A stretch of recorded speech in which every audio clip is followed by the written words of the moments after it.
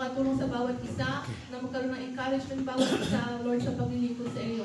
I pray, O Lord, that you bless niyo po yung bawat teacher, si Brother Nori, si Sister Hazel, at na ma-empower niyo sa mga words na i-deliver nila at magkaroon ng vision sa itong ministry na ito at magkaroon ng encouragement sa bawat isa to be equipped. Thank you, Lord. In Jesus' name we pray. Amen. So, unang part po ng seminar po natin is theology. What is worship? Okay? So, si Pastora Hazel ang mag-share ng mga words about worship. And then second part, si Pastor Nori, yung about the flow, the Holy Spirit, the impact of our ministry. Okay? And the second part is workshop. So, madidivide natin two groups, mga men with the Pastor Nori and the women with me. And sa huli, we will have a practical application in a song. Lahat, band and vocalist are joined. Yun ang ano natin. And we will, daw natapos natin lahat na yun in 3:30 kasi normally 4 p.m. may dalagit na. Okay? So, bibigay ko yung si Pastora Hazel. Siya po mag-umpisa. Di pa ba kayo nagsasawa sa pagmumukha ko? Okay. Mamay ko ba? Maganda pa rin. Hello. So, since we are in the worship team, yan. So, ito yung kauna ng workshop na ginawa natin, no, as a team. So, syempre, since ako ngayon sa kung ano yung definition ng worship, how to worship properly, ano ba yung ibig sabihin ng worship, ano yung kaibahan ng praise and worship, yun yung pag-aaralan natin at tatalakayin natin in this topic. So, since we are in the worship team, let us start studying on what is the real meaning of the word worship. Yan. Ano ba yung kahulugan nito at saan siya nanggaling? So, the word worship derives from the Old English word ship. Spelling niya is W-E-O-R-D-H-S-C-I-P-E. Yung Old English niya is yun yung spelling niya ng word ship. And it means worthiness or meritoriousness and thus giving God the recognition He deserves. So, yun yung meaning ng worship. The word worship in Hebrew and Greek has different names and meanings. So in Hebrew, yung word na worship is shaka. Yun yung tawag sa Hebrew, shaka. Which means to bow down, to kneel, to prostrate oneself. And it's not about the atmosphere or musical excellence. While in Greek, the word, sa Greek naman po, kung sa Hebrew, pangalan ng worship, tawag sa worship sa Hebrew is shaka. And it means to bow down, to kneel down, magpakumbaba, to prostrate oneself. Sa Greek naman, ang pangalan ng worship is proskuneo. Okay? Proskuneo. In ancient Greek culture, proskuneo referred to showing devotion and reverence to God in worship. Yun po yung kahulugan naman sa ano. Pero syempre, worship, isa lang talaga yung word na worship na pinanggagalingan eh. Ano lang yung express natin, yung adoration natin sa Panginoon. Diba? When we say worship, we are expressing our love. We are expressing our adoration and we are honoring the Lord Jesus Christ when we are worshiping. Yun yung pinakakahulugan niya. So ano ba yung pinagkaiba ng praise and worship? Kasi marahil sa atin iniisip natin na pag-praise masayang tugtog, joyful, worship naman medyo solemn.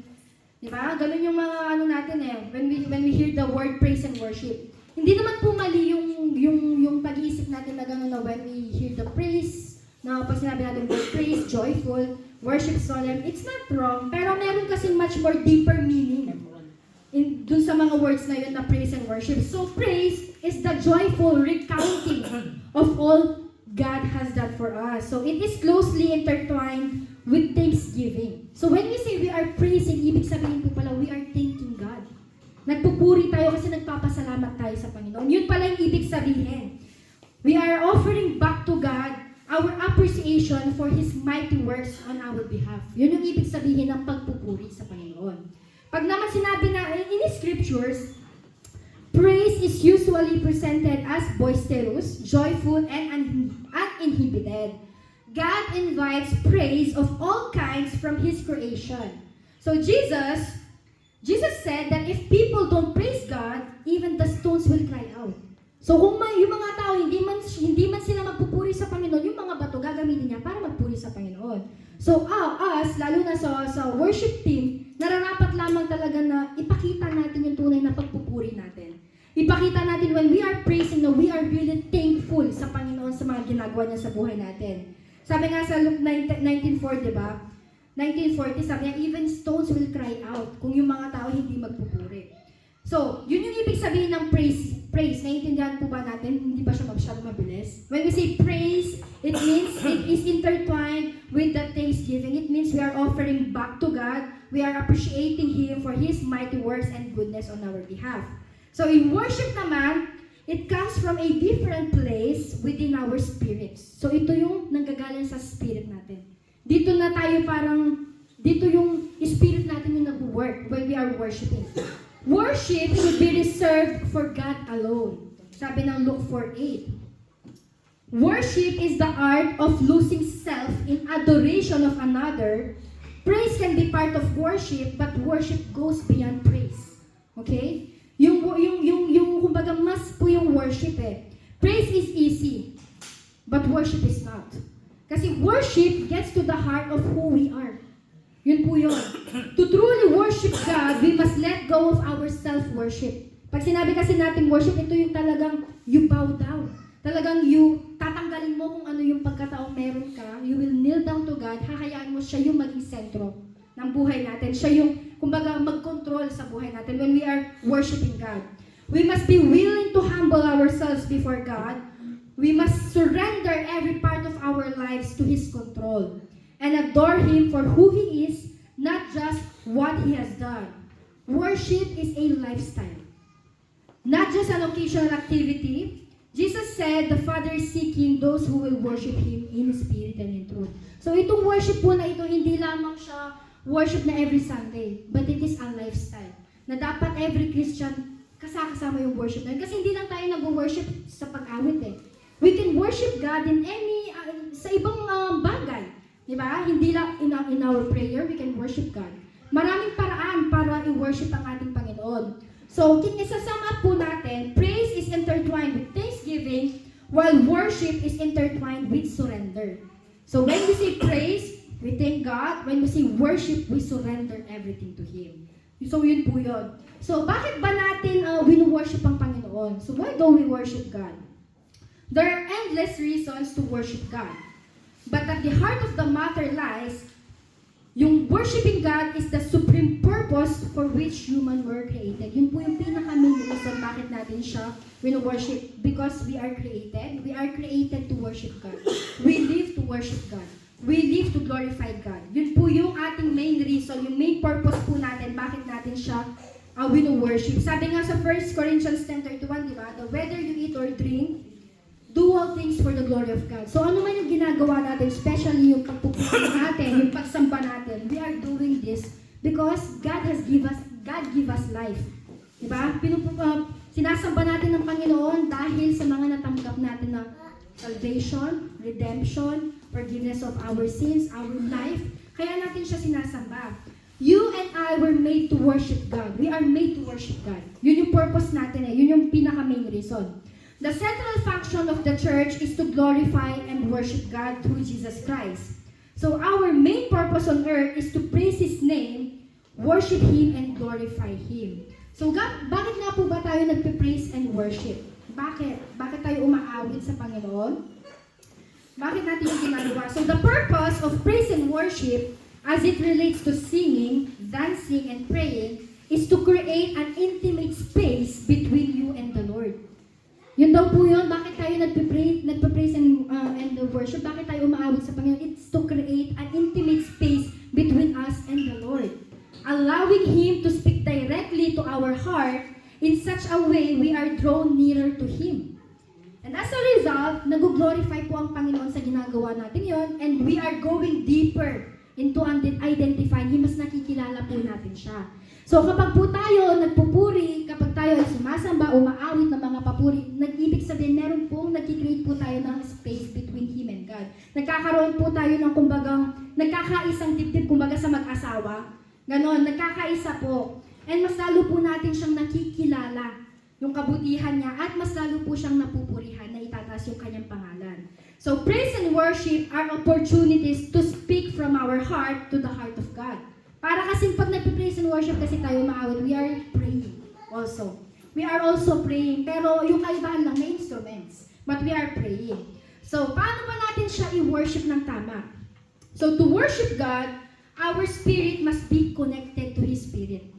Hindi po natin ma-worship ang Panginoon kung malayo yung spirito natin sa spirito niya.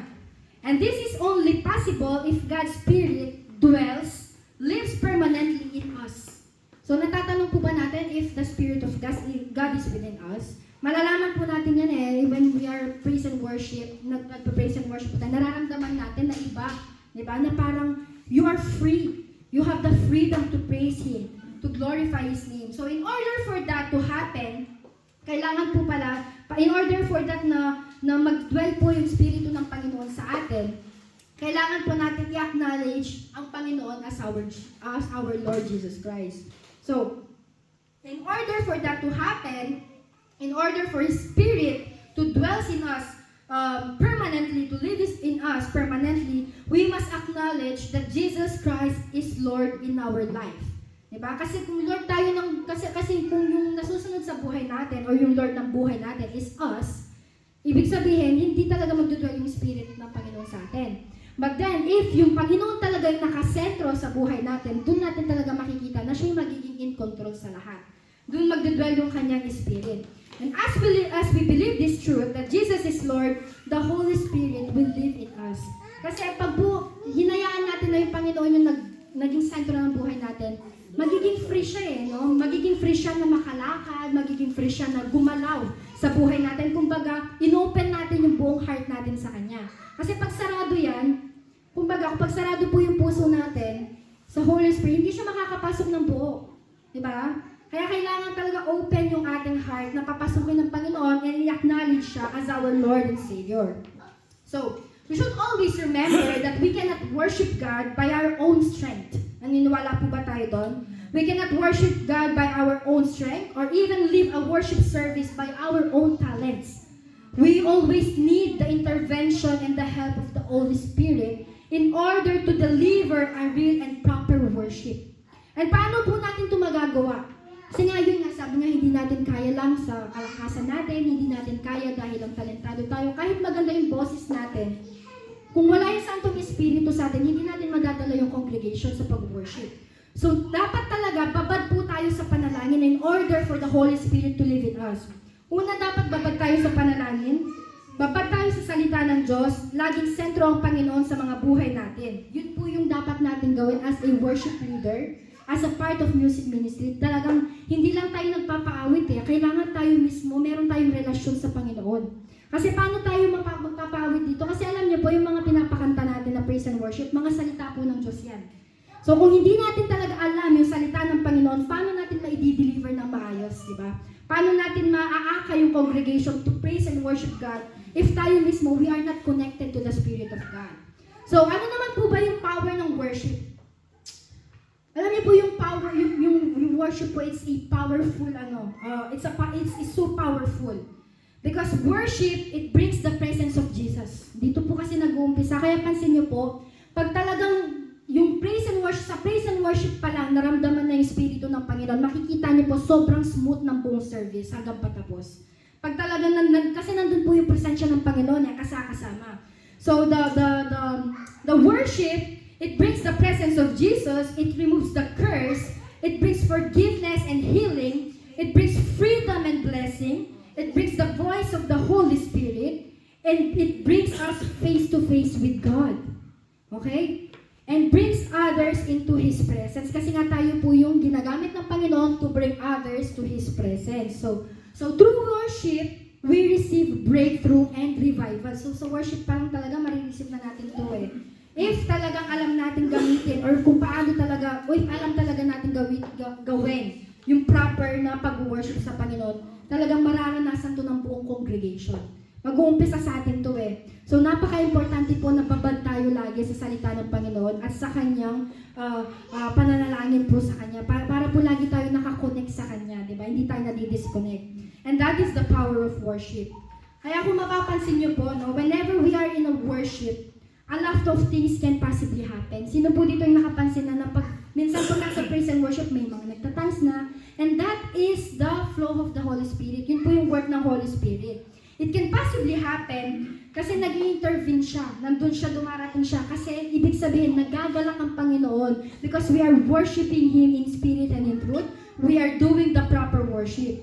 Kaya dapat tayo mismo, na worship leaders, even the instrumentalists, dapat po yung main purpose talaga natin, yung banal na spirito, kasama natin because kung hindi po natin kasama yung Holy Spirit, dahil nga vessel lang tayo, no, hindi po natin mapapa-flow yung spirito niya, ng spirit ng God, kung wala po sa atin mismo yung Holy Spirit. Kaya napaka-importante na sa bahay pa lang, we are already preparing ourselves. Sa bahay pa lang, nananalangin na tayo, puspos na tayo, so that ma-flow natin sa congregation yung kung anong meron sa atin. Kasi every time natatayo tayo dito, kung ano yung laman ng puso natin, yun yung mapapa-flow natin. Kaya tandaan po natin, lalo na we are the frontliners, no? Napaka-importante po na yung laman ng puso natin is malinis, maayos.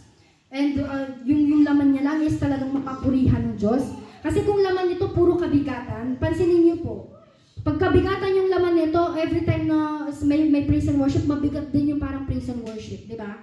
Kaya kailangan po talaga maayos po yung ating heart before po tayo tumayo, before po tayo magpakanta, lalo-lalo na po sa atin nag-uumpisa, napaka-importante po ng role ng isang music ministry. Napaka-importante po ng role ng worship leader. So why do we sing nga ba? Bakit po tayo umaawit? Bakit po tayo nagpo-play ng instrument? We sing, we play instruments because we are told in the Bible. Makikita po natin sa Psalm 66 verse 1 to 2. And pakinote na lang po, binibilisan ko na po kasi tatlo pa kami.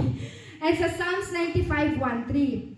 So, we are playing instruments, we are singing because first, we are told in the Bible. Second, God is worthy of our worship. Third, singing in times of heartache is an expression of our sacrificial love for God. So, sabi nga sa Hebrews 13:15, therefore, let us offer through Jesus a continual sacrifice of praise to God, proclaiming our allegiance to His name. So, we play instruments and we sing because God gave us all these talents and we should use it to glorify Him. Kasi kung itong mga talentong binigay niya sa atin, hindi natin ginamit, pwede niyang tanggalin. Diba? Mawawala. Tsaka parang walang saysay yung talento natin kung hindi natin gagamitin sa Panginoon, diba?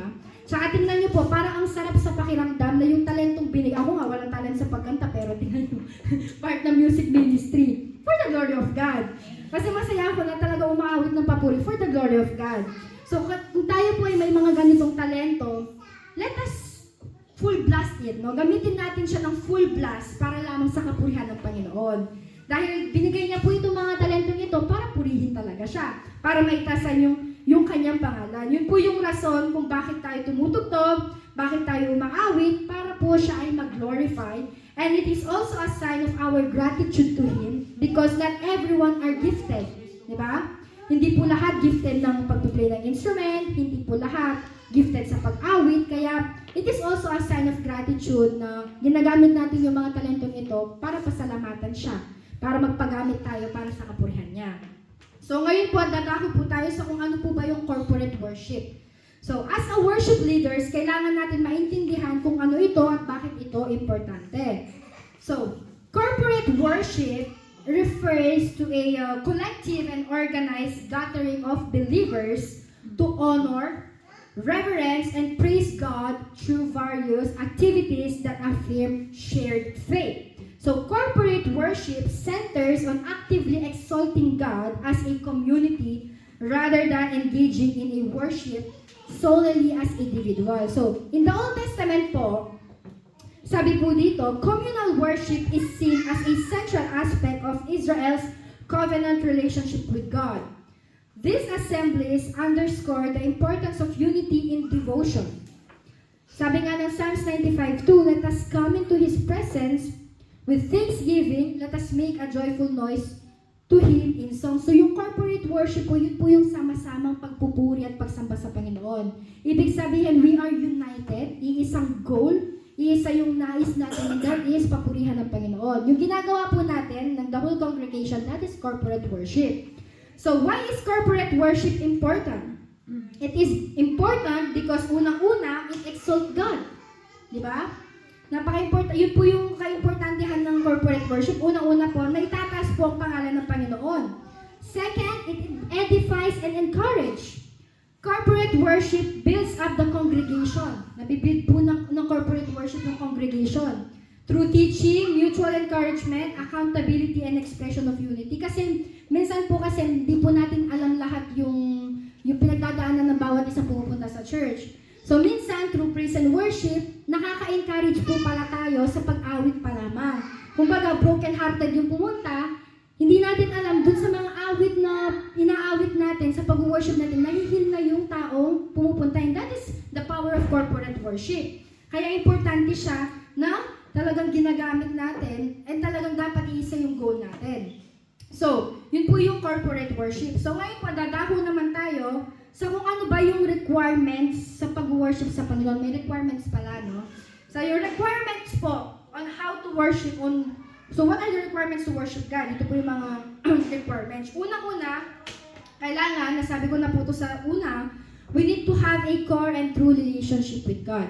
Kailangan talaga, meron tayong totoong relasyon sa Panginoon, hindi yung relasyon na kilala lang natin siya by His name.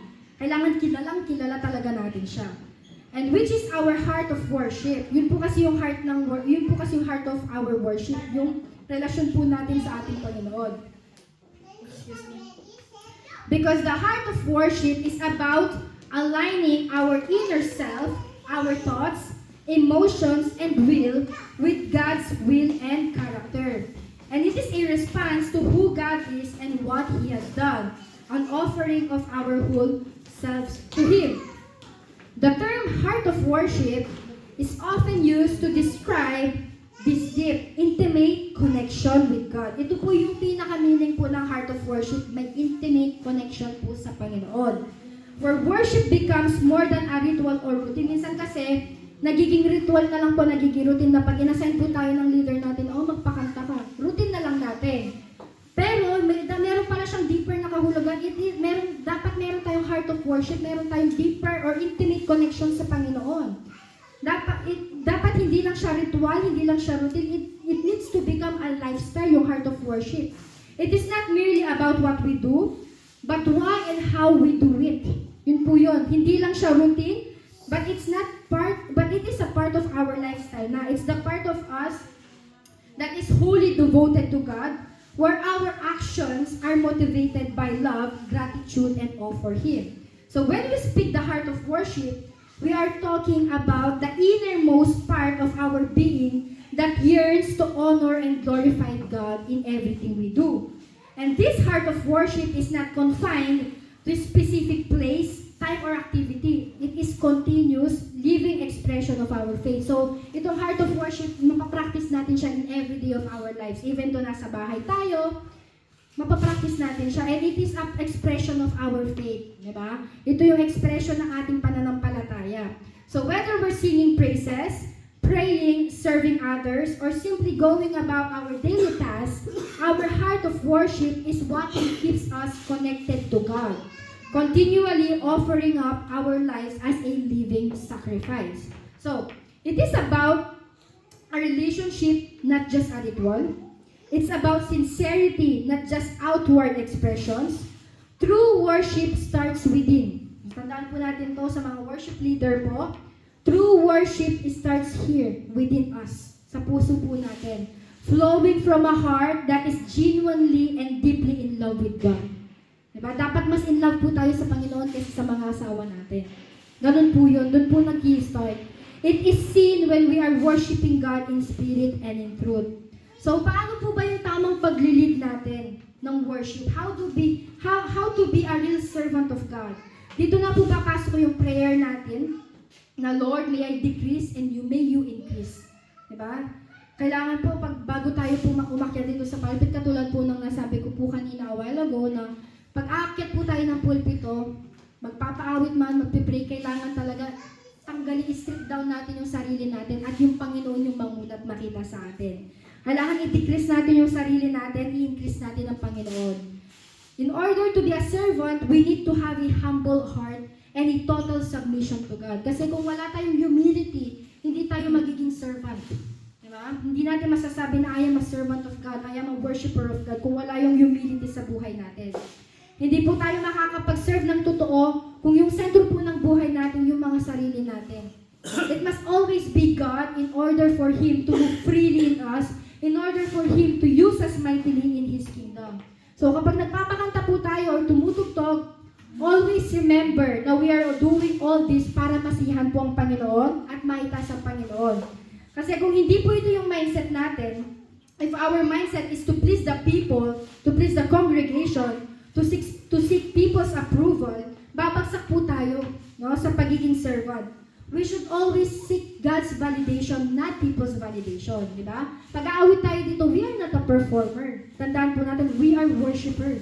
Magkaiba po yung performer sa worshiper. Yung mga performer po, umaawit yan, nagsisik ng applause ng tao. But us, as a worshiper, ang sinisik po natin yung applause po ng Panginoon. Kung natutuwa po ba siya sa ginagawa natin. Kaya napaka-importante po na dapat alam natin kung bakit tayo tumatayo. Ano ba yung goal natin? Bakit tayo umaawit? Bakit tayo tumutugtog? We are doing all this because He deserves all our praises and worship. For He is good and faithful in our lives. We are doing this because we love Him. Always remember, we are worshipers and not performers. Yun po yung lagi ko nilalagay sa head ko pag bago ako tatayo, I am a worshiper, not a performer. Dapat ganun po yung mindset lagi natin. And dapat po, kailangan makita rin po sa atin na we are united. No? Yung mga instruments, yung mga pag-aawit, dapat yung iisa yung goal natin. And it is to be united in spirit. Kasi kung makikita po natin, if the music ministry is united, iisa yung goal, iisa yung nais, magiging maayos lahat. Magiging pulido, kumbaga. And doon po natin makikita na sobrang powerful ng worship service. Kasi united ang music ministry. Hindi lamang sa pagtugtog, sa hymn, sa mga boses, but in our own spirit also. Kailangan united po tayo. We have one goal and that is to glorify, to edify God. So, paano po ba tayo mag-prepare before worship? Ito po sa mga worship leader and even na rin po sa mga instruments. Kailangan po meron tayong daily devotion. Diba? Meron po ba tayo ng daily devotion? Pwede po itong as a group or individual. Napaka-importante po ng devotion because through this, mas lalo po tayong lumalalim sa ating Panginoon. Mas lalo po natin siyang nakikilala. And sometimes, through His Word, nakukuha din po natin kung anong ipapaawit natin. Kasi minsan sa pagbabasa lang natin, meron kang mababasa na connected sa kung anong gustong ipaawit ng Panginoon sa'yo. Magagawa na natin siya ng lineup kasi doon siya minsan nangungusap through His Scripture. So yun po yung una, we need to have daily devotion. Second, meditation of the Word of God and meditation of the songs. So kailangan talaga babad po tayo sa salita ng Diyos for His Word brings power. And kailangan din po, kung nakapagpasa po tayo ng mga kantang papaawit natin, kailangan paulit-ulit natin itong ma-meditate. Kung meron ka ng decided na kakantahin, yung Monday pa lang, hanggang Sunday ng umaga, paulit-ulit po natin itong meditate. Paulit-ulit natin siyang pinapakinggan.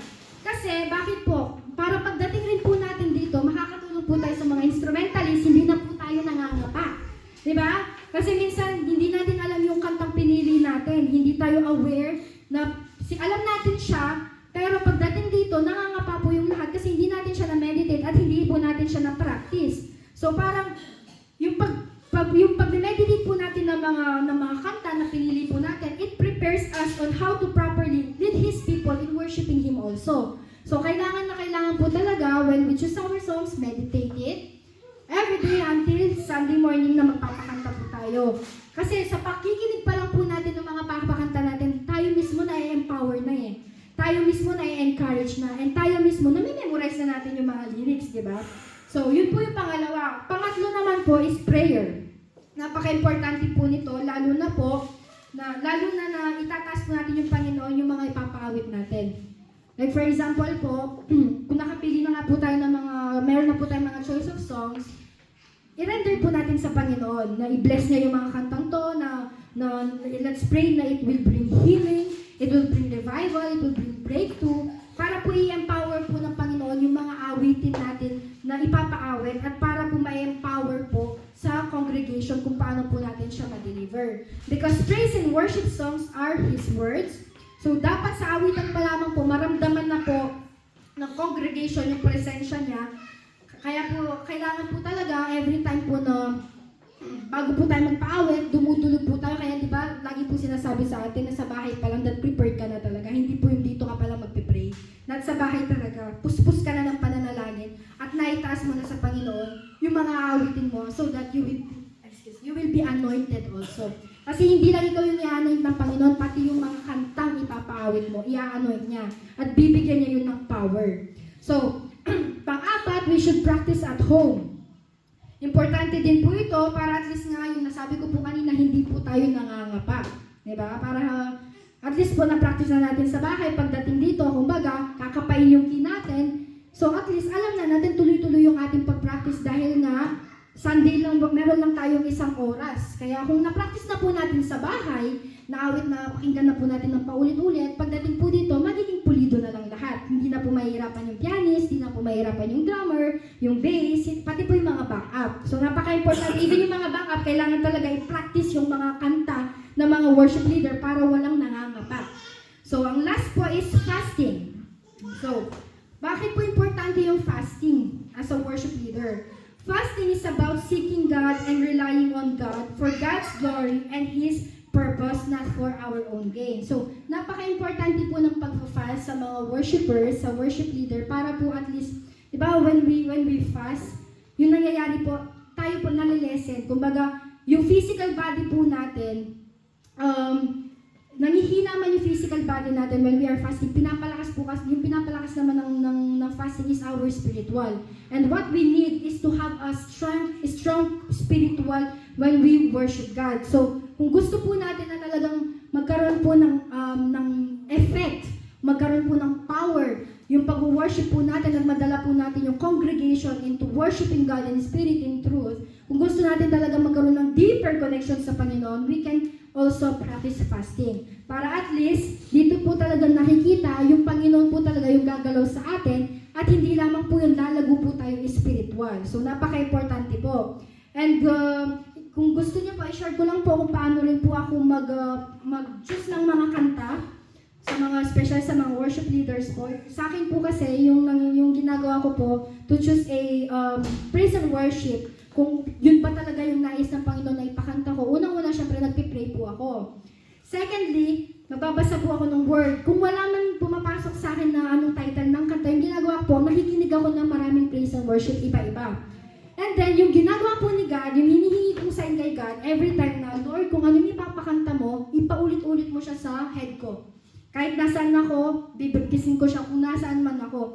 So yung nangyayari po, ganito po yung nangyayari. Pagka-pray ko po ng ganon, every time na napakinggan ko po yung iba't ibang praise and worship, pero Holy Forever, iba-iba, meron pong iisang kanta na talagang uulit-ulitin niya sa akin, and doon ko po mapapag-decide na yun yung gusto ng Panginoon na ipaawit ko. And then, para makonect ko po siya, para hindi po mahirapan yung ating mga instrumentalist paano siya konektahan, hahanapin ko po niyan kung ano yung pwede kong itugma na according dun sa key and dun sa tone po ng kanta niyon, para po hindi mahirapan yung ating mga instrumentalist. So, kung gusto niyo po, yun po yung idea, nagbibigay ako ng idea, pero yun po kasi yung ginagawa ko. Para at least, pulido po yung praise and worship na nakuha ko, hindi po mahihirapan yung mga both instrumentalist and word worship. And alam ko po, nagaling pa sa Panginoon yung mga paawit na talagang pinili niya, He picked it, na talagang gusto niyang ipaawit na tingin kong kailangan ng lahat, special ng congregation.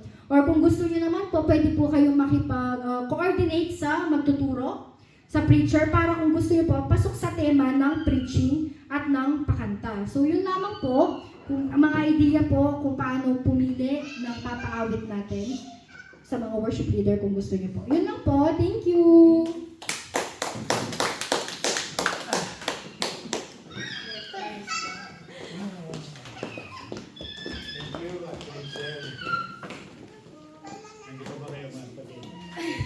Hindi pa kayo? Yes! Ito yung mahirap na oras kasi parang iba parang gusto na ng kumot Lalong busog pa. Praise the Lord. Maganda yung sinabi ni Ate Hazel. Sa dami ng sinabi ni Ate Hazel, parang wala na yata. Parang na. Pero purihin ng Panginoon. Siguro sa kanya kasi yung sinabi niya about mga foundational, mga theoretical. Pero ngayon ang pag-uusapan natin is about more on practical tayo. More on practical tayo sa ating pag-uusapan. Pero bago yun, tayo muna po ay manalangin ulit. Tayo po yung tumulog sa Panginoon. Lord, salamat po sa pagkakataong ito na pwede po kaming magkaroon ng gathering, Panginoon, para lalo pang ma-enhance kung aming kaalaman, kaming kahusayan sa ministry nito, Panginoon. Lord, sa second part namin, Panginoon, dalangin po namin, kayo po ang isang patuloy na gumabay po sa amin. Bigyan niyo po at ang lahat po namin ng mga pag-uusapan po namin, ay dalangin po namin. Ito po ay talagang mai-apply po namin sa ministry nito ng worship team. Ito po ang panalangin natin sa pangalan ng Panginoong Jesus. Amen. Kanina sinabi ni Sister Hazel yung dapat kasi as a worship team, dapat alam talaga natin kung ano yung praise, worship, at saka thanksgiving. Yung iba kasi tulad ng sabi ni Ate Hazel, pag sinabing praise, yan yung yung masasaya. Pagka naman worship, yun yung mga malulukot. Hindi po ganon. Sabi nga isa sa mga nakita kong kahulugan ng pag sinabing praise, you are declaring who God is. Sinasabi natin kung sino yung Diyos na rin. Ikaw ay Diyos na makapangyarihan. Ikaw ay Diyos na kataas-taasan. Sinasabi natin kung sino yung mga katangian ng Diyos. Pag sinabi namang thanksgiving, sinasabi naman natin kung ano yung ginawa ng Panginoon sa atin. At pag sinabi namang worship, marami akong mga nakita mga kahulugan, pero ito isa sa mga nakita ko pinakamaganda. Yan. Worship means our response after we recognize who God is and what He has done in our life. Di ba pagka nakita mo na ito ang Diyos na makapangyarihan, tapos pag na-realize mo yung mga bagay na ginawa ng Panginoon sa iyo, minsan napapaluhod ka na lang, napapaiyak ka na lang. So yun po, ang ibig ko lamang pong dito, as a worship team, dapat alam natin yung pagkakaiba ng tatlo na yon.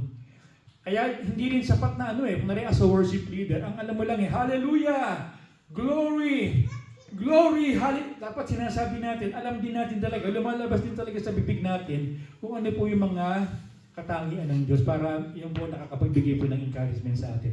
Ngayon gusto kong pag-aralan natin, some truths about worship team. Alam niyo po, nung ako po nasa Pilipinas, mahaba-habang panahon din ako nagsimula ako sa pagigitara, sa DBBS. Alam niyo yung DBBS?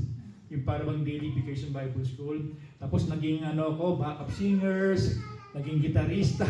Tapos nung nagkulang ng drummer, naging drummer. Tapos naging assistant, parang overall head, hanggang sa naging music pastor. Meron ako mga nakitang ilang mga katotohanan patungkol sa worship team. Dito po gusto kong i-share sa inyo. At para hindi natin ito makakalimutan, gumawa ko ng isang acronym na DREAD. Yung D-R-E-A-N-D. Ito yung mga naobserbahan ko sa worship team. Number one, unang nakita ko dito, yung tinatawag na desire. The worship team is one of the most desired ministry. Di ba sa atin, meron tayong ministry sa mga bata, merong ministry sa evangelism, merong ministry sa paglilinis. Pero pansinin natin, especially sa mga kabataan, kung pamimiliin sila sa ministry, ang unang-una nilang pipiliin, worship. Praise and worship. Siyempre, glamorous talagang ikaw ang nakikita sa harapan. So, yun yung nakita kong isa sa mga napansin ko na katangian ng isang worship. Ito ang pinaka-desired ministry. Pangalawa, yung tinatawag na it is one of the most rewarding ministry. Bakit? Di ba lahat naman ng ministry parang hindi naman ito nawawala ng kabuluhan, di po ba? Kahit ano man yan. Kahit anumang bagay na ginagawa natin para sa Panginoon, ito po hindi nawawala ng kabuluhan. Pero pansinin niyo po, pagdating natin sa langit, meron po mga ministry na titigil . Like for example, evangelism. Ano pa ba? Church planting. Meron pa ba yung Sunday school, okay, preaching, baka yan wala na doon sa langit kasi karamihan doon ay mga mananampalataya na. Pero yung ministry ng worship, ito ay magpapatuloy pa rin. Kaya nga, as a worship team, dapat dito pa lamang, nag-i-enjoy na tayo sa pag-worship . Kasi kung dito pa lamang parang kinababagutan mo yung worship, para pagdating mo sa langit, baka tayo po ay ma-out of place. Pangatlo na nakita ko po dito, it is one of the most expensive ministry. Ang mga ministry may mga kanya-kanyang di ba? May mga kanya-kanyang gasto sa Sunday school, sa church planting. Pero isa sa mga napansin ko, ang worship team o music ministry, ito ang pinakamagastos. Siyempre, bibili ka ng gitara, bibili ka ng mga instrument, ng sound system, yung iba may mga lights pa, di po ba? Tapos may mga uso pa ngayon, mga in-ear monitor. So makita natin talaga dito na hindi ito basta-basta. Kaya nga dapat ang mga miyembro talaga very supportive talaga financially. Pagkat ito po ang isa sa mga expensive ministry. Pang-apat, ayun, it is one of the most attacked ministry. Napansin ko na po ito, no? Kasi nakikita ko, no, talagang ina-atake talaga ng Diablo itong ministry ito. Minsan, pinag-aaway yung song leader, saka yung musicians. Minsan naman yung song leader, saka yung pastor. Talagang pinag-aaway.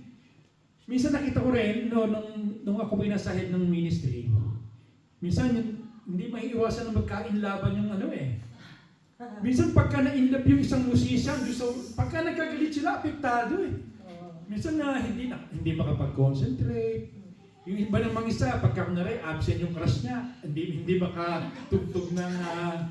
ibig sabihin lamang ito, talagang ina-atake talaga ng kaaway. Kasi nakita ng kaaway, pagka itong ministry ito ay kanyang inatake, na-apektuhan, ba? Na-apektuhan yung flow ng pagsamba. At isa pa rin, nakita ko po dito, it is one of the most difficult to handle ministry. Ewan ko totoo kay Sister Ruby. Kasi ako niya, harapan ako Especially, kung may mga yung mga magagaling na, yun ang hindi mahirap. Sabi ko mas gusto ko pa yung yung hindi masyadong magaling, pero willing na matuto. Pero pagka nagkaroon ka ng member na sobrang galing, tapos ikaw parang as a leader, ikaw medyo average lang, ang hirap Kasi hindi mo siya mapasunod, sasabihin niya, hindi ganyan yan. Ito mas maganda, parang mas marunong pa sila. So makita natin talaga dito na ito yung nakita ko na ilang mga katotohanan patungkol sa music ministry. Ngayon gusto kong talakayin natin ito. Who are the involved in this ministry na ito? Gusto kong talakayin natin. Sino-sino ba mga involved? At ano po ba yung kanila pong mga role? Number one, yung tinatawag na worship leader. O yung tinatawag na lead vocalist. Tandaan niyo po, magkaiba yung worship leader sa song leader. Magkaiba rin yung worship leader sa cheerleader. Doon pa lamang sa word di ba? Pag sinabing song leader, you only lead in singing. Pag sinabi namang cheerleader, I say, parang cheerleader yon. Pero pag sinabing worship leader, you lead the people in worship. So kaya ako hindi ako nagkasabi, ikaw ang song leader. Hindi, dapat ikaw ang worship leader, ikaw ang lead vocalist. Ngayon ano po ang pinakatungkulin po ng isang worship leader? Number one, nakikita niyo po ba? Number one is to select the song appropriate to the service team. Hindi lang yung basta gusto mo, gusto ko itong kanta na to, feel na feel ko pag kinakanta ko to Hindi po. Kinakailangan, lalo na po ngayon, kaya maganda rin, Sister Ruby, na sasabihin niyo sa team na itong buwan na to, ito yung team natin. Para yung mga song leader o yung mga worship leader ay yung mga song nila ay related doon sa kanta. So yung po, select the song appropriate to the service team. Napakahalaga po nun. At tulad din ng sabi ni Sister Hazel, dapat sa pagla-line up natin ng songs, dapat hanggat maaari magkapareho ng key at magkapareho ng beat. Kasi nahihirapan ng mga musicians Pagka masyadong malayo yung nagkakaroon talaga Isa pa rin, lead and encourage the congregation in singing and worship. Dapat kung ano yung pinapakataon na taas ang iyong mga kamay. Ikaw mismo ang siya nagtataas. Hindi, tayo po ay umindak. Ikaw mismo ay, hindi yung, tayo po ay sumayaw. Purihin ang Panginoon. Dapat kung ano yung kinakanta natin ay nagre-reflect sa atin. Kasi hindi susunod ang mga tao, ikaw mismo. Tayo po'y umawit ng may kagalakan pero mukha mo parang namatayan. Pero hindi talaga mangyayari yung gano'n. So, lead and encourage the congregation in singing and worship. Napakahalaga din, pag tayo po ay tayo po ay nag-lead ng worship, napakahalaga po talaga ng opening. Parang sa preacher, yung introduction, napakahalaga po nun sa amin. As a worship leader din, sa pagtayo po natin sa harapan, dapat meron tayong sasabihin sa mga tao na makapagbibigay ng encouragement sa kanila na magpuri. Siyempre yung mga tao, pagdating nila sa church, hindi naman lahat yan laging on fire Hindi naman lahat yan ay laging nasa mood ng pagpupuri. Minsan may mga problema yan, minsan nag-away sila mag-asawa. Kinakailangan po, huwag ma-focus ang kanilang attention doon sa kanilang sitwasyon, kundi ma-focus doon sa Panginoon. Di ba, meron kang magnify the Lord. Dapat ang Diyos lang siyang na ma-magnify. Dapat meron tayong tinatawag na strong opening. At sa pa rin, ito rin maganda. Coordinate rehearsal and ensure that all teams are prepared. Ibig sabihin lamang po nito, as a worship leader, dapat, ganito yung style ko, ganito yung pakakanta ko, ganito yung magiging takbo ng pagkapakanta ko, dapat sinasabi nyo during the practice. Hindi yung dito pa lang, nagkakagulo na. Sabi, dapat, during, ba meron tayong parang chat, dapat sinasabi na, ganito yung ating magiging takbo ng ating, So, yun po ang magiging trabaho po ng worship leader. Select the song, lead and encourage the congregation, and coordinate rehearsal. Ngayon, pangalawa naman, yung tinatawag na, yung vocalist. Yung tinatawag na the backup singers. Ano naman po ang trabaho ng backup singers? Number one, to support, ayun, ba't nawala? Una. To support the lead vocalist. Hindi naman ibig sabihin po ng backup para bang lesser kayo. Hindi, talagang lahat tayo ay Pero pag sinabing pong backup, talagang kayo ay talagang nakasuporta. Minsan kasi ang worship leader, hindi naman lagi yan kumakanta, di ba? Minsan parang nag-a-adlib yan. Dapat as a backup singer, as a vocalist, kayo ay, hindi yung pagka tumigil na yung worship leader, titigil na rin kayo. Napakahalaga na habang siya ay nagsasalita, naglilid ng ini-encourage niya yung mga tao na kumanta. Yung mga backup singers, aware kayo doon, dapat kayo din po ay kumakanta. Isa pa rin, to blend with other vocalists. Napakahalaga din po na mag-develop po sa atin. Yung marunong po tayo mag-blending, mag-second voice. Ang nakikita ko nag-second voice na nito, si Brother Annie, magaling siya mag-second voice. Pero dapat po kahit babae, marunong kayo mag-alto. Sa amin, ginagawa namin noon, isa sa mga naging natin akong seminar, sabi sa amin, maganda raw, pagka meron isang kanta, yung verse o yung stanza, unison lang, unison. Ngayon, pagdating ng chorus, saka tayo mag-divide, magpa-parts, para mas medyo may variation. Hindi yung from the beginning, puro parts, parang hindi maganda. Hindi katulad pagka unang kanta pa lang, puro isang boses lang tayo, unison. Ngayon, pagdating ng chorus o kaya yung bridge yan, doon tayo nagpa-parts. Dapat marunong tayo ng gano'n. At isa pa rin sa backup singer, isa pa rin sa dapat ma-develop sa atin, yung marunong tayo mag-flow. Di ba yung, let's praise the Lord, yung kaya natin kumanta ng yung iba kasi pagka huling kanta na ng worship leader, yung worship, talagang binobomba niya na yung let's worship the Lord, let's sing in the spirit ang mga backup. Ganun na lang siya. Hindi po yun. It's a no-no as a backup singer. Dapat, pagka nakikita yung nagpo-flow na yung worship leader, dapat kayo din ay, para ba nagsasalimbayan na yung inyong mga boses. Andiyan pa ba kayo mga second vocalist, mga lead vocalist? Number 3, nasaan yung mga instrumentalist natin? Instrumentalist, no? Yung mga manunugtog natin. Uy, mali. Asa na? Ay, no.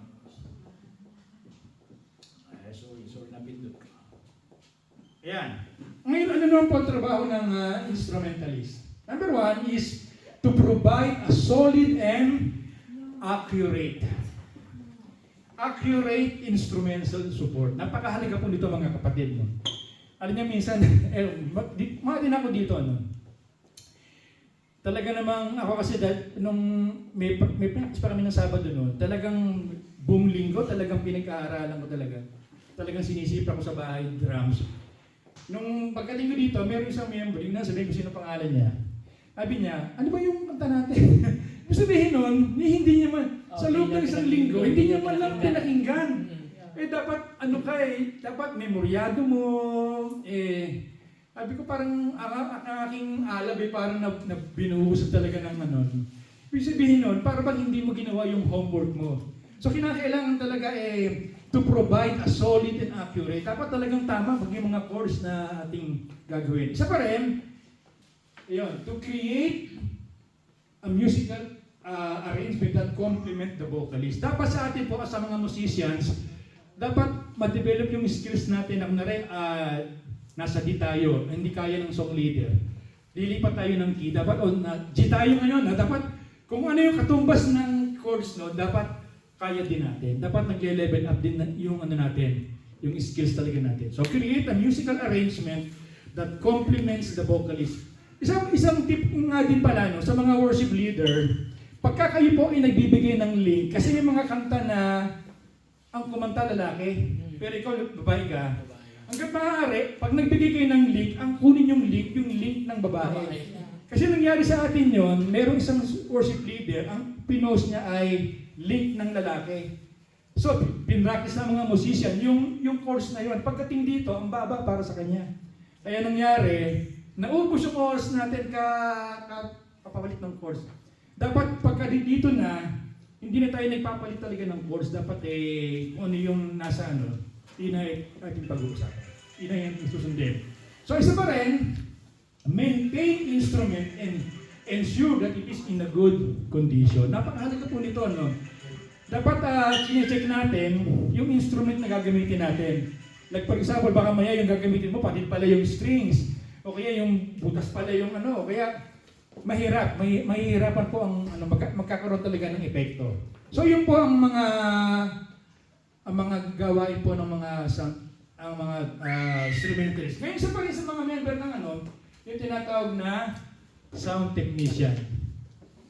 Ngayon sabi po dyan, and isa po sa mga gawain niya ay to ensure clear and balanced sounds for all instrument and vocals.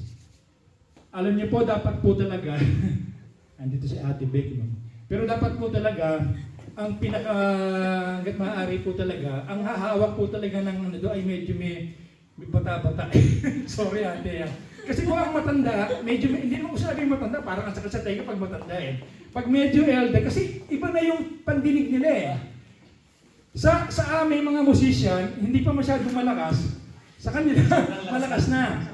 So dapat talaga, kailang problema lang natin, walang mag-volunteer talaga na doon lang sa magpo-focus. At isa pa rin sa mga tipo, as a sound technician, during the practice, tandaan yan, iba yung practice ng wala pang tao, at iba yung practice na may tao na. Kasi pag may tao na, iba na yung sound nun eh. At tandaan din po natin, maganda rin po, pagka nasa sound technique, pag nagpa-practice na, minsan pupunta tayo dito, pupunta tayo sa gitna, huwag lang tayo nandoon, kasi iba yung tunog lang doon eh, pagka during actual na. So kinakailangan talagang gumagalaw din po talaga tayo. No? At isa pa rin, sabi dyan, set up and manage microphone, speaker, and other equipment. Napakahalaga din po sa mga singers. Huwag na huwag po nating tutuktukin itong mga mic test, tak na po. Kasi very sensitive, especially yung mga mamahaling mga di ba mayroong mga sound, mga singers na hindi ko maninig, tak. Nako, huwag na huwag pong ganun. Kasi dapat sound lang, sound. At sa paghawak din po ng mic sa mga singers, huwag pong ganito. Huwag naman pong ganun kasi magpapagkakamalan tayo rapper eh. Huwag naman din pong ganito. Para tayo, dapat naka-medyo ganyan ng konti, nakakita niyo yung ganyan. Para yung ng boses natin, huwag ganito. Tinan niyo, pagka ganito, hindi masyado maganda, di ba? Pero pagka ganito, medyo maganda. Saka maganda rin sa backup singer, pagka kayo po yung nagbabackup, huwag kayo magbabackup na nakatayo na nakalagay dito. Tapos ganyan. Minsan hindi po masyadong madinig eh. Hindi po masyadong madinig. Mas maganda po talaga yung medyo hawak niya po. Saka maganda rin po sa mga backup singer, pagka po meron nagpapakanta, medyo iinda-indayo naman kung ganyan. Huwag naman yun. Minsan kasi parang bang nakaganon lang eh. Ang ganda ng tinig mo. Nakaganon. Mas maganda medyo iinda-inda. Saka medyo maganda rin naman, medyo din sa minsan kasi yung dalawa, magkasabay sila, ikaw naman, pasaliwa. Nakita ko meron gano'n pasaliwa. Ang pangitig na hindi maganda. Maganda. Medyo tumitingin ka din dun sa katabi mo. Hindi ba kayo mga kapatid? So ito pa rin, na member po, yung tinatawag na media and visual technician. Napakahalaga po nito.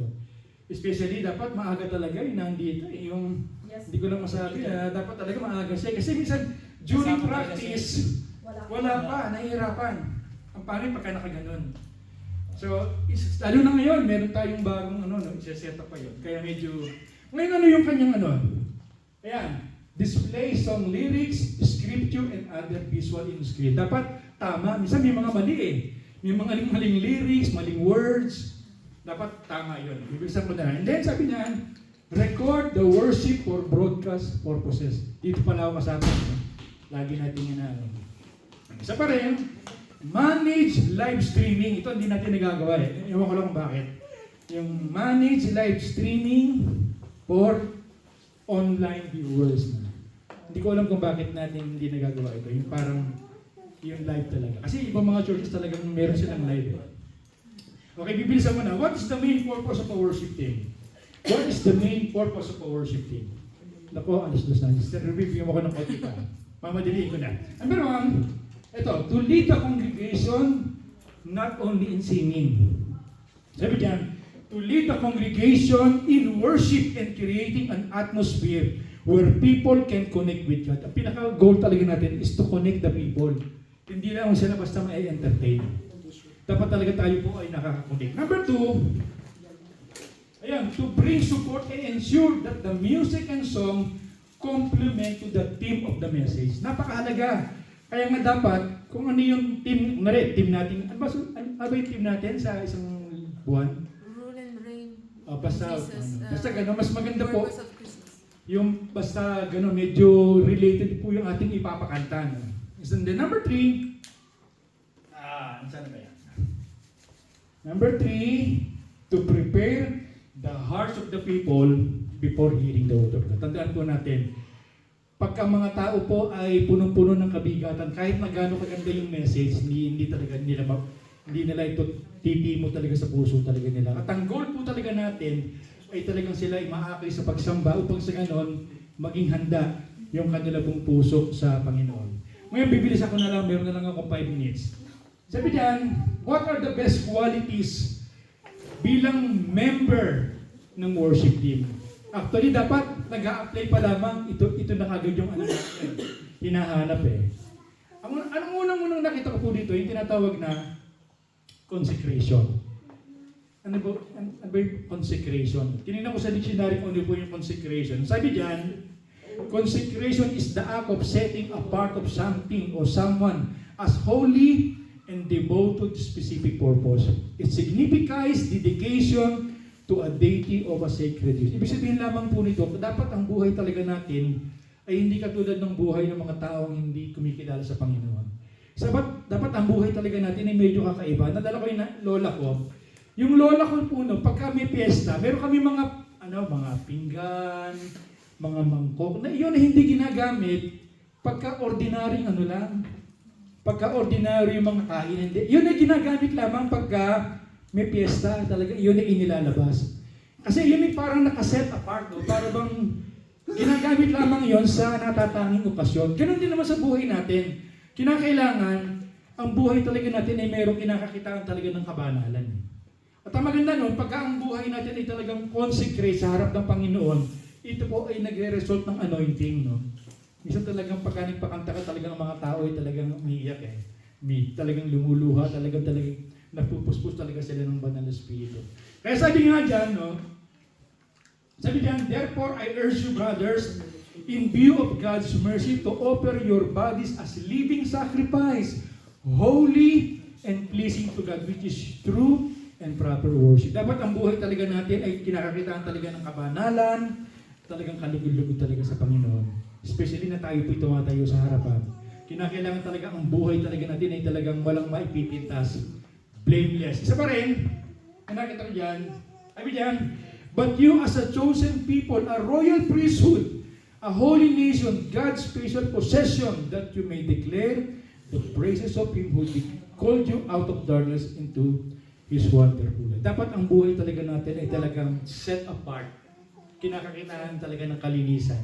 So yun po nakita ko na katangian po na dapat maging katangian po natin as a worship team. Kinakailangan po talaga natin ng consecration. Pangalawa, bali apat na sito, yung tinatawag na character.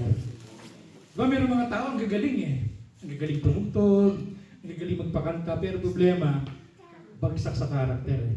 Kaya sabi ko nga, mas gugustuhin ko pa yung hindi masyadong magaling eh.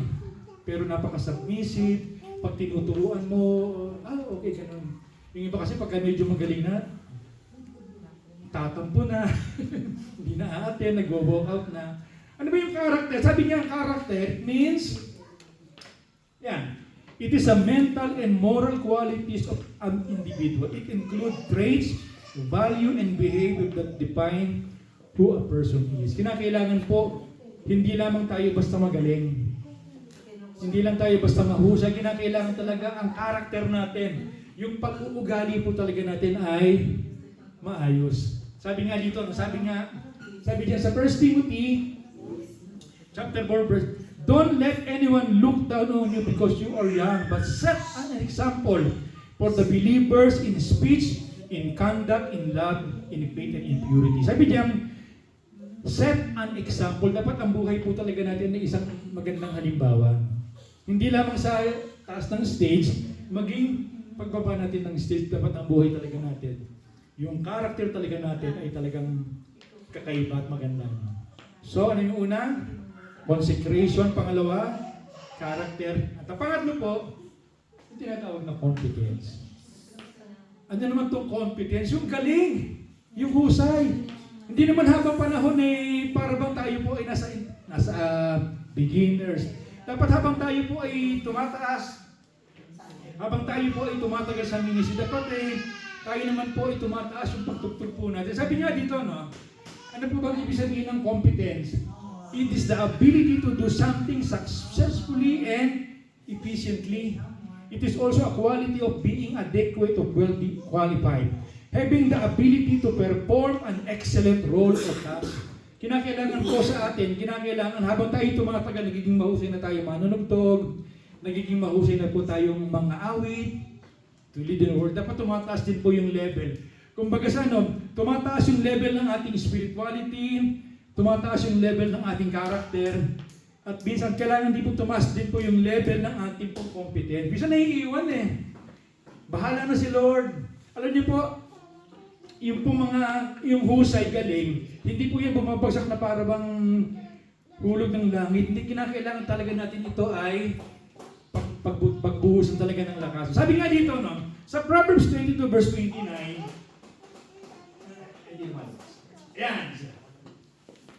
Yan, sabi dyan, do you see someone skilled in their works? They will serve before kings. They will not serve only before official and low rank. Yun daw talaga mga magagaling, talagang yun ang kinukuha talaga ng mga hari. Sabihin na ito, talagang pagka ikaw talaga ay magaling, mas may kalalagyan talagang ikaw ay nagiging angat talaga sa iba At hindi lamang yun, pagka nakikita na ikaw ay gumagaling, yung mga kasama mo, nahahawa din. Ba? Si brother, ang galing yung tumutog. Ako nga, pag-ihihigo rin. Pero pag nakita niyan talagang mag-upagay, parang kang beginner pa rin, tatama rin yung mga kasama natin Pero pag tayo po ay magaling, nagiging nakakahawa din po tayo. At para mangyari yun, sabi diyan, whatever you do, work on it with all of your heart as working for the Lord, not for human masters. Para daw po tayo ay maging maghusay, isipin lamang natin na pag tayo po ay magpapakanta, tutugtog, isipin natin ito ay gagawin po natin para sa Panginoon. Kasi talagang pagka the best, siyempre pagka the best laging sa Panginoon. At isa pa rin, di ba? Ano yung una? Consecration, pangalawa, character, contentment, and lastly, ayan, commitment. Anong sabihin ng commitment? Yung kahit anong mangyari na nandito ka. Kasi may mga pagkakataon na yan, sabi dyan, ano yung commitment? Ayan, it is the quality of being dedicated. Kahit anong mangyari. Whatever it takes. Whatever it takes. Minsan, mayroong mga tao na committed lang pagka yung leader nila, yung gusto nila, pero pagka naiba na ng leader, wala na. Yung iba committed lang, pagka yung kasama nilang musician nandun, pero pagka nawala na, tatama rin na rin. Hindi mo ganun. Hindi naman tayo naglilingkod dahil sa mga tao. Sabi nga dyan, commit to the Lord whatever you do, and He will establish your path. Napakahalaga po nitong apat na ito.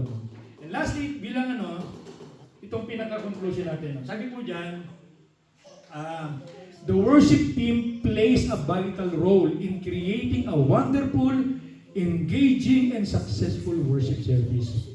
And it only happens when do our part excellently as a team. Kapag ginawa talaga natin yung pinaka-the best natin, naniniwala ako makapag-create tayo ng wonderful, engaging, and successful worship service. Andiyan pa ba kayo mga kapatid? Naman ito po ay maging ano natin. Yung, lalo na po yung apat. Lalo na po yung service. Lumagpas ako ng 5 minutes. Okay, salamat po. So, yun ang second part natin. I hope na nakatulong sa atin para unawain natin yung ministry natin, kung paano tayo mag-serve, yung tamang attitude, kung anong purpose natin, na mission natin as a worshiper of God. So ngayon, magpupunta tayo sa third part, magkakaroon tayo ng workshop. So, mag-divide tayo ng group, yung mga men. Dito na lang siguro kami. Kasi akala ko kasi, kaya hindi ko na pinipare yung dito na. Kasi mag-worship kami, mag-vocalization kami. Okay lang, okay lang. Okay lang. Kung gusto nyo, sumama na rin kayo. Sumama na rin kayo. Mag-vocalization kami kasi kailangan, kamukha sabi ni Brother Nori, kailangan natin mag-increase din sa competence natin. So, we have to be equipped. Kasi kung nandito tayo tumatayo, dapat meron tayong alam na nag-improve din yung mga skills natin. Hindi po tayo pwedeng naging stagnant. Kasi ginagawa natin po ito para kay Lord. So, it's a God of excellence. So, we have to give Him the best that we can do. Okay? So, we are doing this seminar to equip us and to train us to have a better worship, to be a better servant. So, ngayon ang third part is about proper warm-up, proper, kamukha sabi ni Brother Nori, magkaroon tayo ng harmonization, hindi lang plain na yung kanta. So, we have to know yung key, yung boses nyo kung alto kayo, soprano. We will see that. We will see also how to harmonize. We will see also the proper basic warm-up kasi pagdating dito, wala na tayong time mag-warm up. So, dapat before, kasi ang gagawin ko, 5 minutes lang. You have time for 5 minutes warm-up. Sa bahay pa lang. Bago kayo dumating dito sa service, dapat nag-warm up tayo sa bahay para pagdating dito, hindi parang napapatig yung boses nyo. Parang bigla na lang, napukyok kayo ganun dahil wala kayong proper warm up before coming here. So, I think you can do that. Kahit nasa shower kayo, nag-warm up na kayo. Habang nagbibihis kayo, nag-warm up na kayo. Para yung 5 minutes na yun, sulit na, bago kayo dumating dito, prepare na kayo. Kasi wala tayong warm up dito. We have no time. Okay? So, yun ang third part natin. So, lahat dito. Kasi kailangan... Gagamitin pa ba yung mga mic, Pastora? Gagamitin pa ba yung mga mic? We need each one na may mic. So, i-warm up natin yung mga bosses. And you have to remember yung mga warm up na yun. Ang bibigay ko yung mga techniques, you can do it alone without instrument. Kaya, yun ang mga bibigay ko sa inyo. Para pagdating dito, alam niyo ba yung mga athlete, yung mga nag-split, hindi bigla na lang nag-split. Ma-accidentally yung kailangan talaga kahit anong mga athlete, nag-warm up muna. Ganon din ang vocal cord natin, wina-warm up yung bago kumanta. Kaya kung minsan napukyok tayo, kung minsan wala na tayong boses dahil wala tayong proper warm up before coming. Okay? So yun ang gagawin natin right now. So lahat tayo sa stage.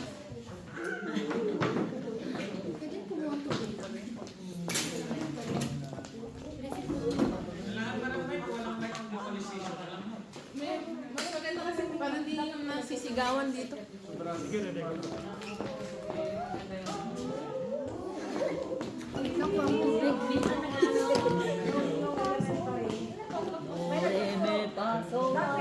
Pastor Nori, dapat pinagtuturo ng second voice. So tuturuan ko ngayon ang second voice. Kasi marunong din ako kung may matulog. Pero Dapat kasi ma-identify nyo kung alto ba kayo o... Hindi, ang second voice naman pwede lang siya pag-chorus di ba? Doon lang maganda. yung iba hina-harmonize lahat, pero mas maganda nga sabi ni Brother Nori sa chorus para may dynamics. May variation. Okay. Parang doon talaga sa praising, pag tumututo tayo, sabay-sabay na tayo. Hindi, minsan parang ang lang tayo. Parang pag-praising yun. Pwede na sabay-sabay. Pero sa worship, nakikita ko nga, talagang pag nakikinig ako sa amin, ganun naman talaga eh. Kasi parang nag-take ka sa parang hindi naman lagi nandun agad. Yung una, tapos lahat, sa pangalawang. Parang mas may variation na part. Kasi kahit naman sa mga naririnig kong worship service, ganun naman eh. Parang Saka yung Hindi, yung Kahit kasi minsan, instead na makatulong, nakakagawin. Dapat ano na. ano lang talaga simple lang. Wala na? Si Jane, hindi ka pwede doon.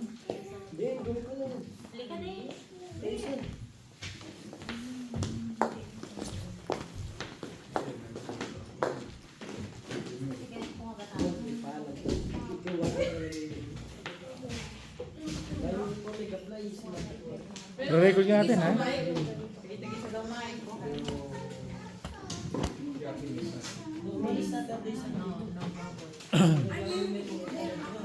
Ito, meron pa siya. Hello. Hindi, meron siyang kulit. Hello, may kesa. Yan, pwede to. Itigisa na kayo, Mike. Okay.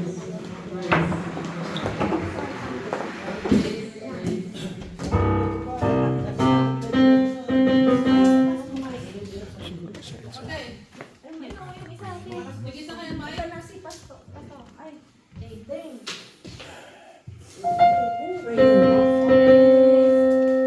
So, Praise. Wala. hello, Brett. Red. Wala. Wala ba dito? Naka-off ba? Wala nang ilaw. Eh, naka-off. Malakas siya doon. Naka-off siya. Malakas na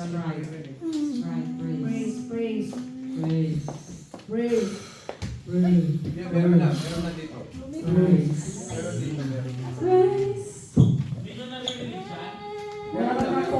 Meron na Red. Maganda ngayon. Okay. So, unang tuturuan ko sa inyo yung proper warm-up bago kayo dumating dito. Pag gising nyo sa umaga, syempre, pagpulog yung katawan nyo, you have to wake up your body. Kasi bakit? When you sing, you need energy. Kailangan dynamic. Mayroon kayo dapat power na lumalabas sa katawan. Kung tulog-tulog kayo, praise is the Lord. Di ba parang kailangan talagang bigyan ng pops, may energy. Energize mo yung sarili mo. So, ang unang warm-up is to warm up yung mga tension ng muscle. Mula ulo hanggang dito, ang upper body. So, ang unang warm-up is the head. Gaganon nyo. You have to release the tension, yung parang stiff neck nyo, o parang mabigat. You have to release talaga yung tension sa head. Kasi dyan yung yan. Tapos, iganon nyo dito sa right, ganon nyo dito sa left, okay? And then, the next, yung mouth. You have to, kasi importante sa pag kumakanta, yung jaw, relax. Kasi kung naninigas ang dulo, great is our God. Naninigas kayo talaga. You cannot, yung sound na lalabas sa bibig nyo, hindi magiging maganda kung masyado kayo stiff. Okay? So you have to relax your body, you have to relax your jaw, okay? And your shoulders. You have to do circular movements sa shoulders, okay? Para yung upper body nyo is relaxed and ready. And you have to wake up. Yung mga muscle nyo, you have to wake up. Okay? Yung na una-una is muscular wake up. Yung body nyo, dapat sinasabi nyo sa body mo, oh, you will work na, gising. Okay. After the warm-up na physical warm-up, merong 5 minutes na dapat nyo gawin everyday. Kung mas maganda kung pwede nyo gawin yung everyday, you don't need any instrument. Ang second warm-up after the body, the gano'n shoulders, gano'n, you have to do the belly exercise breathing. Okay, paano makuha yung boses sa diaphragm? Okay, so, you have to sense the tension. Naglalaban yung tension. Imagine, meron nagpupush, meron nagpapapunta, gano'n. Kung wala kayong maramdaman na contraction, mali ang ginagawa niyo. Hindi tama yun ang breathing nyo. Okay? So, ang unang gagawin natin, relax your belly. You have to put your abs dito. Ito yung, yung butas ng, yung pusod. Dito. And then, you relax.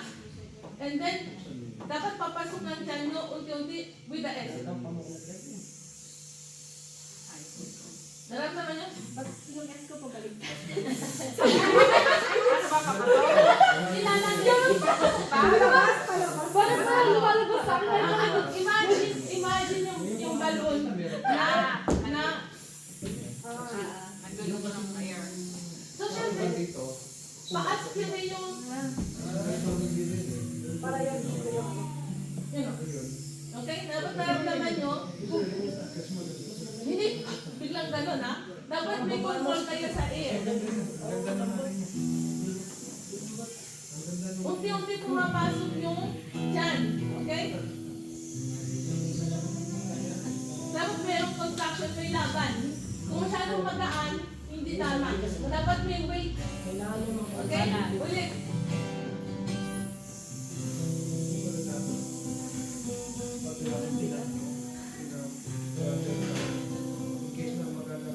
Relax. Again. Brother Ami, hindi baka biglang kailanganin.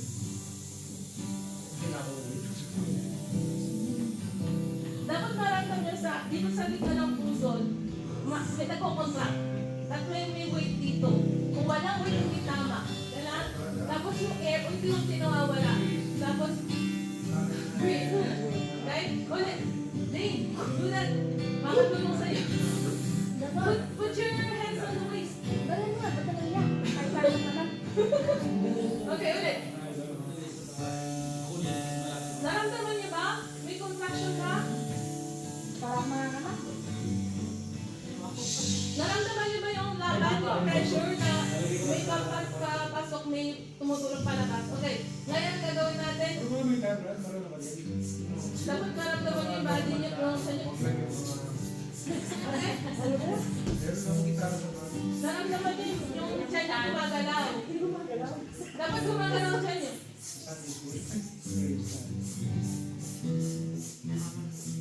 Naramdaman niyo? Dahil hindi kayo sanay gamitin yung diaphragm. That's the exercise to how to control the breathing. Okay, ulit.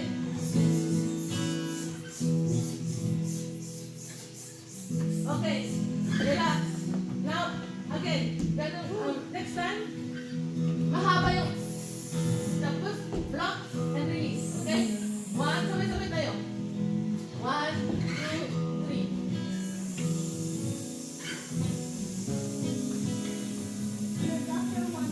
Block, release. Yung release nyo, dapat maramdaman yung tiyan nyo. Kaya. Bumalik, ha? Okay, again.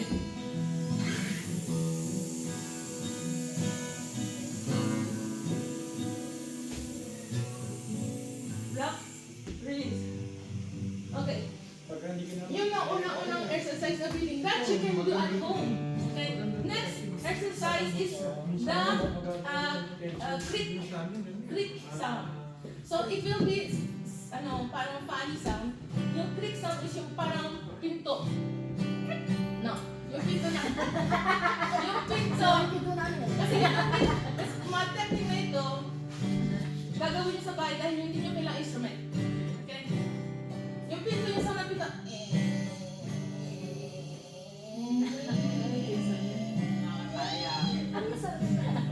Dito siya phone. The sound of the door na nag-click, okay? Dapat naramdaman niyo yung hindi dapat dito, dito. Dito. Sa chest. Okay? Wala dito. Here.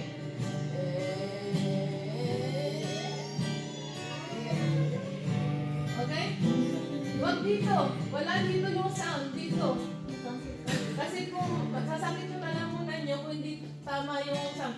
Imagine the door that is nagkakrak na gano'n pag sinasara o pag binubukas. Okay? Ulit.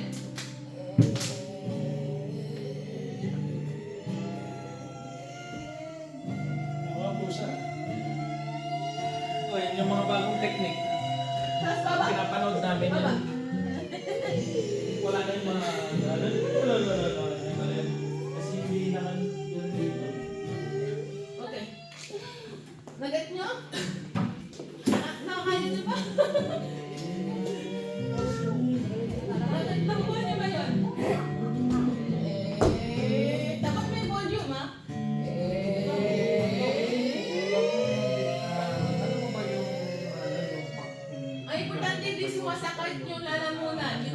not in the throat. It is here.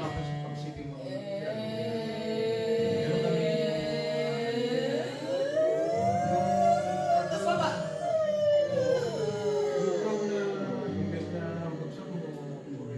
Nakuha niyo ba? Okay. The next exercise is the duck sound. Melody of praise. Yung ano yung duck na sound? Kwak-kwak. Oo, kasi wala na. Ano ba yung sound ng duck?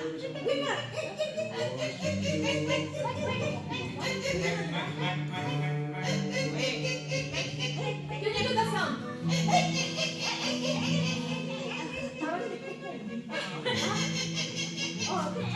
Okay. Naramdaman niyo ba sa likod ng ilong niyo maluwag? Naramdaman niyo ba? Naramdaman niyo ba? Dapat maramdaman niyo sa likod ng ilong niyo parang bilog na maluwag. Naramdaman niyo? Bakit ginagawa yung exercise na yan? Is to give you power in singing. Kasi hindi head siya, hindi siya throat. At naramdaman niyo maluwag siya. Yun. The next exercise is the lips trill. So,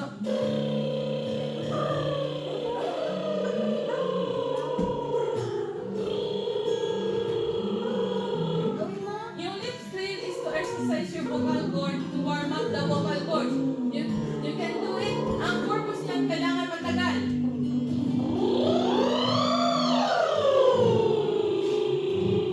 Pataas, pababa.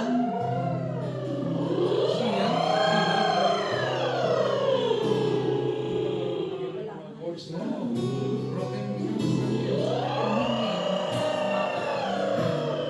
Isa lang nilipat. Pero hindi mo na, mahirap ka kung sabi mo, matagal mo. Kailangan mo yun, bakit? Kasi wala kayong instrument sa bahay.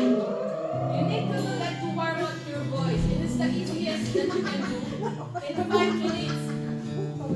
Okay? Dapat continuous yung sound.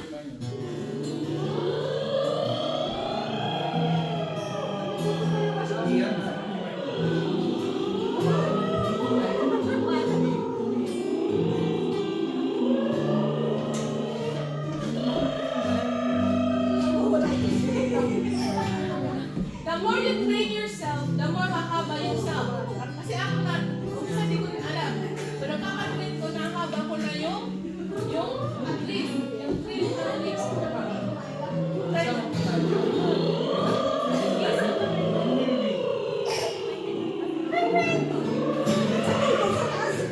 Kailangan pababa, pataas, taas, baba. Okay?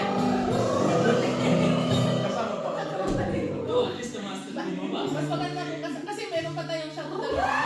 Masama tayo lahat. Okay. Parang ayan. Meron pa sa... Meron pa sa... Okay.